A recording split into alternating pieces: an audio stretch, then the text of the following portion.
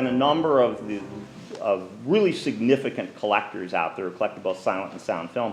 And I would say of the first generation of people who kind of started doing this back in the 30s and 40s, most of them have passed away. Some of the ones that are still alive have donated collections, but most of them are gone. And so a lot of these collections found their way to archives. I mean, a number of collections have been donated here to Niles. They work their way through the system where they get dispersed. And often they're just donated, but sometimes they're sold. So Gordon was a collector who began collecting in the 1940s when he was a teenager. That he said he saw a thing on the back of a cereal box for a toy projector, and he sent off like 2 box tops and 50 cents for it or something. And then he got hooked. But he had amassed a very large collection, and he passed away in 2004. And he was a very well-to-do attorney. And so he had the money to acquire, and he started early, and so he had the connections as well. And so he had this very large collection. It's too long of a story to go into here, but it was, the family didn't know what to do with it when he passed away. He was kicking around, they were paying storage on it for about 10 years, and so they finally, through a couple mutual friends, they contacted me. I knew him, we had been friendly, but this was his daughters who'd gotten the collection. But I made a deal to take over and help liquidate the collection for him.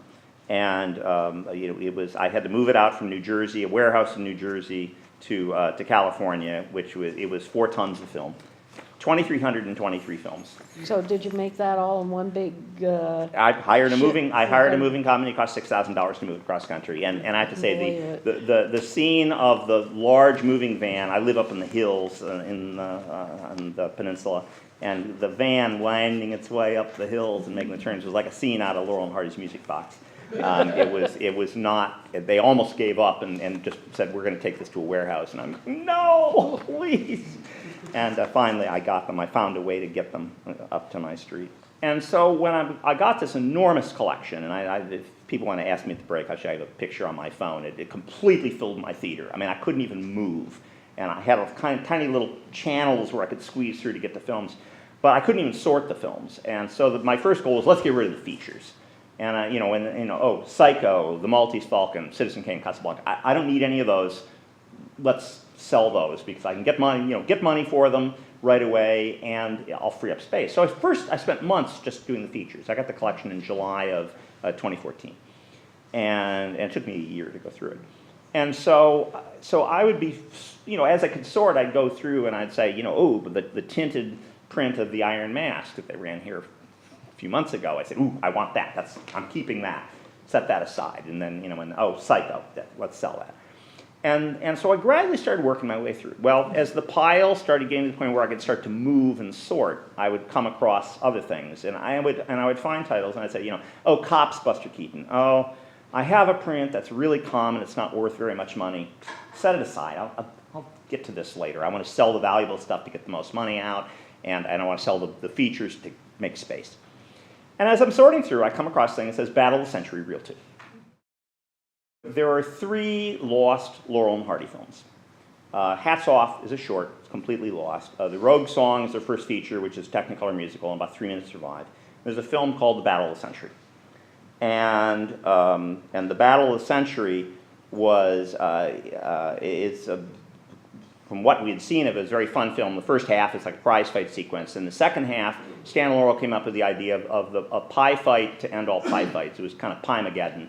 It was a 3,000 pie fight. And at the time, pie fights had already kind of gone out. They were considered passé. And everyone said, "Oh, no, bad idea." He said, no, I have a great idea. And most of the great ideas in Laurel and Hardy came from Stan. And so they filmed this epic pie fight sequence. Well, the nitrate negative of Battle of the Century decomposed. It was lost. As many silent nitrates were. And most of Reel 1 survived, the prize fight sequence, so there's little bits that are missing. But then in the 1950s, there was a gentleman named Robert Youngson, who was a producer at Warner Brothers, and he was very interested in silent film era, which he'd grown up with as a kid. And he started producing a number of compilation films that were, where he would, in the titles like Days of Thrills and Laughter, Golden Age of Comedy, Four Clowns, For the Perils of Laurel and Hardy. And he would get clips of these famous silent films that he loved, and they released them theatrically, and they were very successful. The films did very well, and they played on television, and I saw some of them growing up as a kid. I saw these on TV. And what he would do is he had deals with the studios, and he would just get various prints. So, and what he would do, apparently, I've surmised this from what I've seen, is that it was very expensive to work in 35 millimeters, so he would ask for 16 millimeter preview prints. Again, this is pre-video days, where now someone would just send you out a time-coded DVD. And they'd send him a 16 millimeter print. And then he would say, okay, in Buster Keaton's Cops, I want to use from 3 minutes and 4 seconds to 5 minutes and 7 seconds. And then the lab would strike him from the camera negative, a beautiful 35 millimeter negative of that little snippet, and that kept his costs down. So he's not printing up, thousands and thousands of feet of 35 millimeter, which was expensive. And so Youngson used a bit of the pie fight sequence in one of them. I think it's Golden Age of Comedy. There's about 2.5 minutes of the pie fight, and so that's all we've seen of the pie fight. And that was readily available to collectors, and I have a print of it. So I finally pick up this can, Battle of the Century, Reel 2. And I say, okay, and what I did with most of these things is I would put them on the projector, I'd screen the first minute or two, and then I would, and I'd say, it's the Black Hawk print, it's a good original, it's a bad dupe. I'd make some notes, and then I'd know how to list it when I sell it. And so I pop open the can, and I go, oh, that's interesting, it's a full reel. I thought, well, that's not right, because the full reel doesn't exist. And so what Gordon used to do is he sometimes would splice stuff onto the end. I said, I'll bet I know what this is. It's the fragment of reel 1 and reel 2, and they're cut together. So fine. So I put it on the screen, and it comes up, and beautiful original, it's the original MGM title, Begin Battle of the Century, Reel 2. And I go, huh. And I'm watching this scene, and Stan and Ollie are walking down the street, and there's a banana seller, and I go, I don't remember any of this. This isn't in my print. And I watch and watch and watch, and this pie fight's longer than I remember. And it goes through, and it gets to the end, and I look up, and that's the end of the reel, and I realized I've watched all of reel 2 of Battle of the Century. And your heart starts going, boom, boom, boom, boom, boom.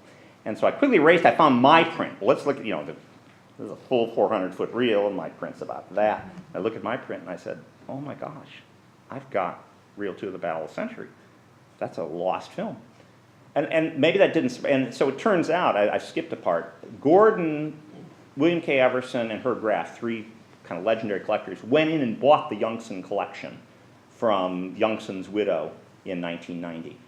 And Bill Everson only wanted 3 films. Pass the Gravy, which some of you have seen out here before, was one of them. I don't know what the other 2 films. I've asked his widow. She says, I remember the transaction, don't remember what the films were. Herb Graff wanted most of the sound films, and Gordon got most of the silent material. So what he had was Youngson's preview prints of reel 2 of Battle of the Century. And so I thought, well, gosh, I think this is very rare.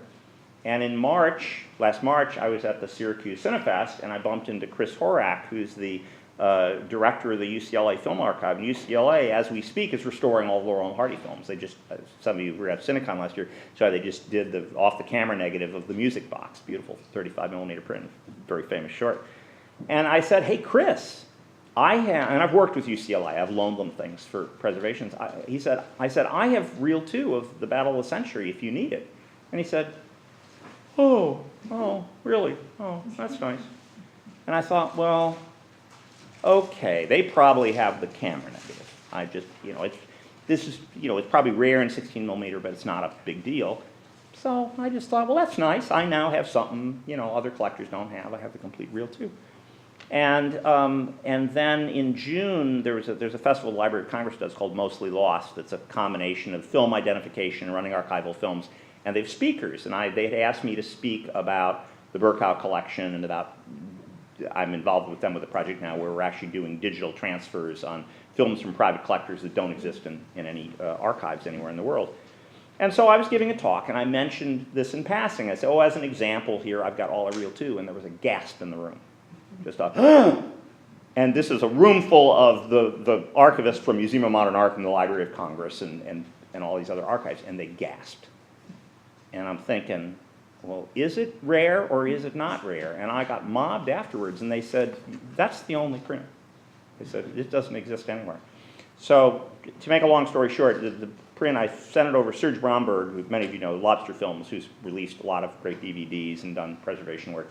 I sent it over, he is doing the full preservation. We're going to have a fully restored version later this year. He's got it all on digital. It's been run once, they did a surprise of the kind of the rough cut at the Telluride Film Festival last September.